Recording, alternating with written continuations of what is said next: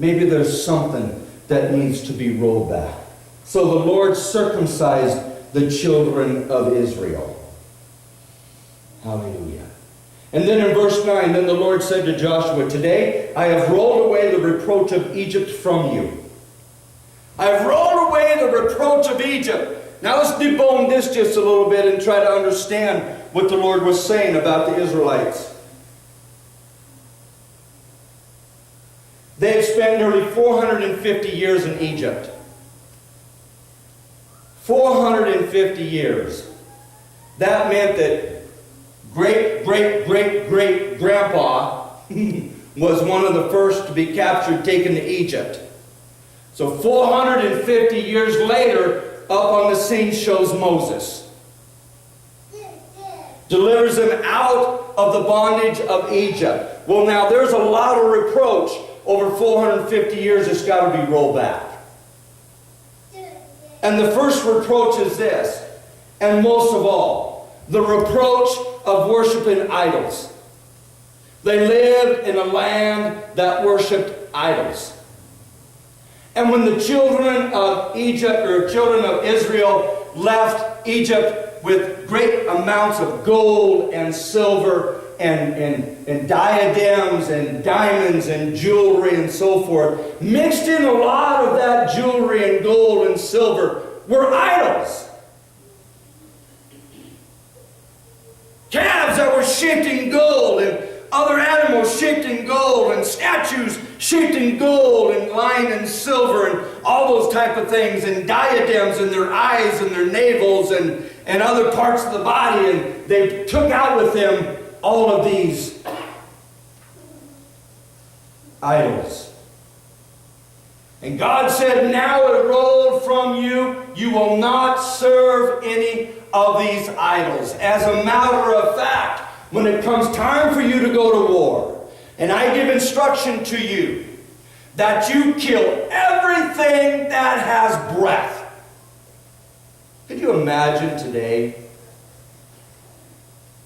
our army, anybody's army except for ISIS, who ISIS does, and we just think it's unthinkable, that when you go into this village or you go into this town, anything that breathes, kill it. Man, woman, child, beast, kill it. Now today in modern society, we try to judge history through the lens of political correctness. And when we do that, we're appalled.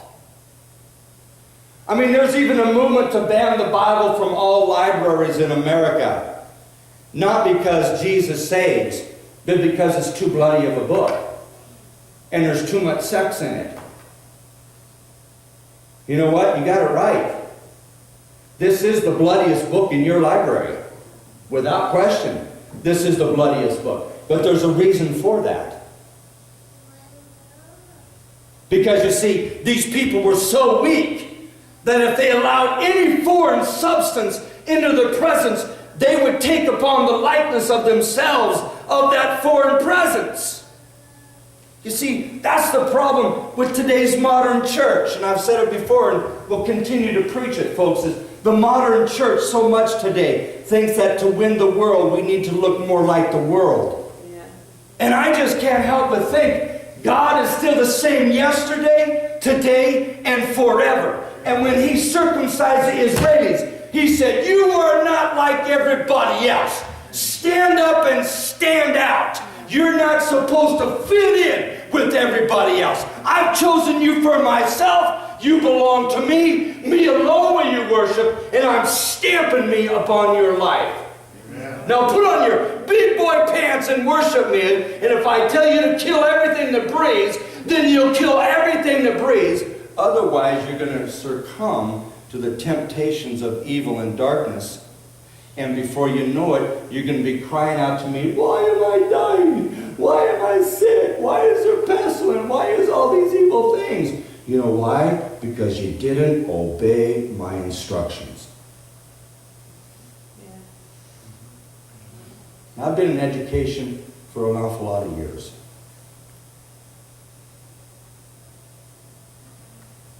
Our first grade teacher spends more time giving instruction and direction than anything else.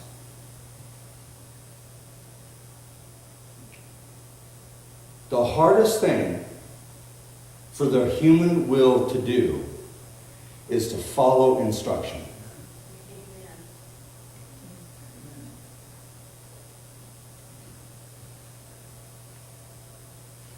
The hardest thing for the human will to do is to be obedient to direction. And here, God is saying, I'm rolling off of you the reproach of Egypt. Number one, there'll be no idol worship. Number two, the reproach that I'm rolling off of you is the reproach of unbelief. The reproach of unbelief. I think we said it this morning in Sunday school. Someone said it, that the reason that this couldn't get done, or God couldn't do it, because of their unbelief. And I'm going to roll that reproach off of you, that unbelief. It's going to be gone. The next thing that I'm going to roll in a reproach off of you is your helplessness. For 450 years, you've been told when to wake up, you've been told when to go to bed. You've been told when you can eat and when you can't eat. You've been told what you can eat and what you can't eat. And you've been told when you can go to the bathroom and when you can't go to the bathroom. And you've learned to live helplessly. And understand that for 40 years, God fed the Israelites. He gave them manna every day from heaven. Quail. I think they were chickens, personally. Chickens are stupid and can't fly.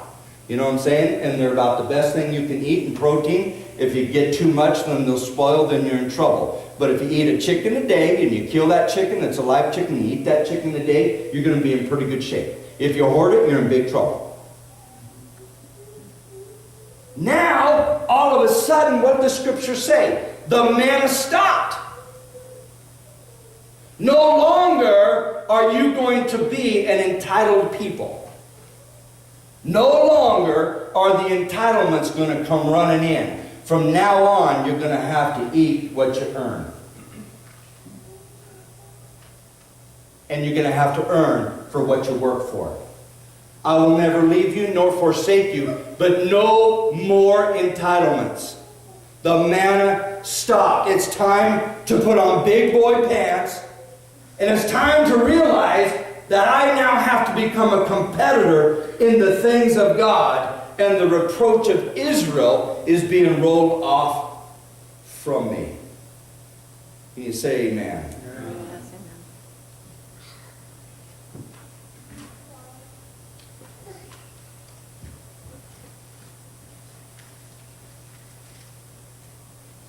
What do you think the people of Israel are now thinking?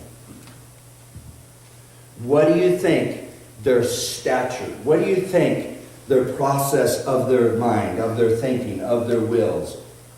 We're not going to get to it this week. We'll maybe get to it next week. But now Joshua, in just a few moments, Joshua has to have his own personal experience. See, folks, where does this all lead? What does this mean to all of us?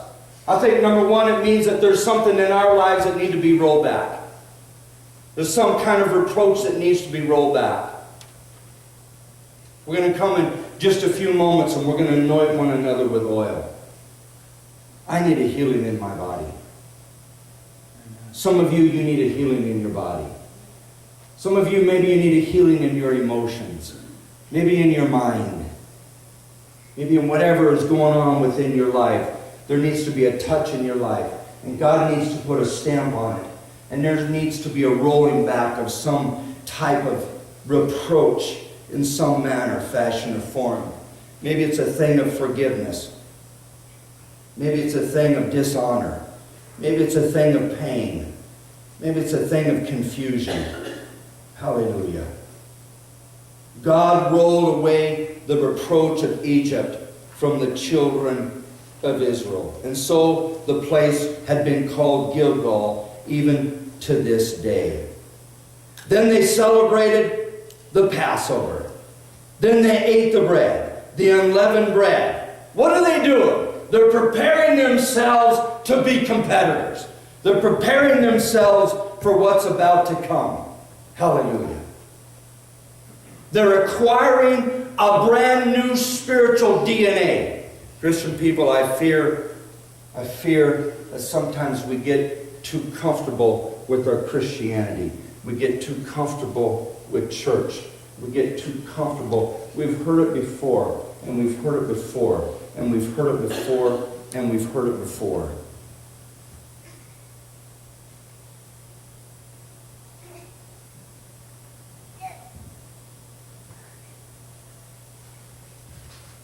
I don't want to eat stale bread. I want to eat fresh baked bread.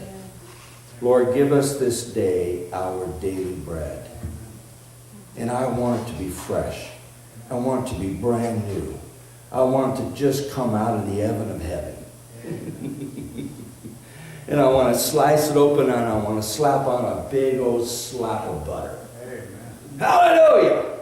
And I want it brand new and I want it fresh. And if there's something in my life that needs to be rolled back, then Almighty God, roll it back. Amen. Circumcise my heart.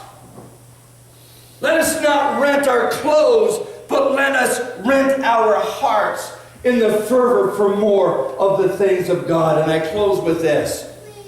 What the world needs more than anything is another mighty move in the presence of God, is a mighty outpouring of the Spirit of God. And before that can take place, it first has to happen in my life before I can expect it to happen in your life. We must get a hold of and touch God before God can get a hold of and touch us. Can you say amen? Amen. Hallelujah. I encourage you in the late night hours when you're asleep or if you wake up, just meditate on the things of God. During the day sometime, cut out a portion of your day, of your busyness and the cares of all of the holidays and everything that's going on, and set yourself apart for the things of the meditation, the mighty good things of God. I close with this.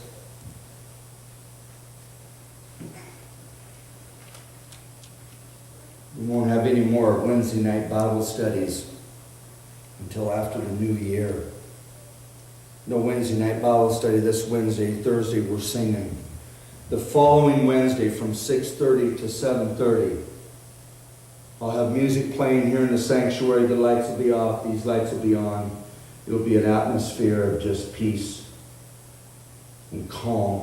And I encourage you to come in sometime and spend 10, 15 minutes in the presence of serenity, in the presence of peace, listening to the soft music and the lights, and just relax your mind and let the Lord maybe speak to your hearts. You see, folks, I'm not sure that God to do a new thing in you or a new thing in me is going to take the pain of circumcision. It may come through a very quiet whisper.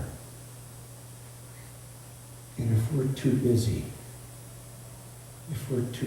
and unavailable, I told my principal a few weeks ago, talking about coaches and so forth, and I told him, I said, the greatest ability is availability. And I need a coach who's always available and not part-time. The greatest ability is availability. Doesn't matter how much tongues we speak in, or how much we give to the poor, or how many of our organs we give to those who have no organs. If we're without charity, we have nothing. If we're without charity, folks, we have nothing. Can you say amen? And you see, it may come through a small whisper of God who comes quietly knocking upon your heart. I watched my grandson play 3 basketball games yesterday. And one of the things that bothered me the most about their inability and or for their lack of coaching was seldom did they ever make themselves available to receive the ball. And I continually yelled at them, make yourself available. Just don't stand here like this with your hand up. Move yourself and make yourself available. Christians, we can't just sit here. Not assuming we do. But we can't just come in and go through the motions again and expect that God is just going to do something besides us. We must make ourselves available to God for Him to whisper in our hearts and our souls and knock upon our doors. We must make ourselves available. That's the greatest ability, is availability. Amen. Hallelujah. The Lord said, I've rolled back the reproach of Egypt off of you this day. You're my children. I've put my stamp on you. I'm doing a brand new thing in you. You've got to learn how to become competitors, because where you're going to go from here, you've got to know how to fight. I'll continue to bless you. I'll continue to go before you. But the entitlements are gone. The entitlements are over. The Passover's over. Moses is dead. It's time to put on our big boy pants, step up and make ourselves available for God to do a new thing that He wants to do in our lives. Say amen. Amen. Head bowed and eye closed, honey. If you come, please, and play softly.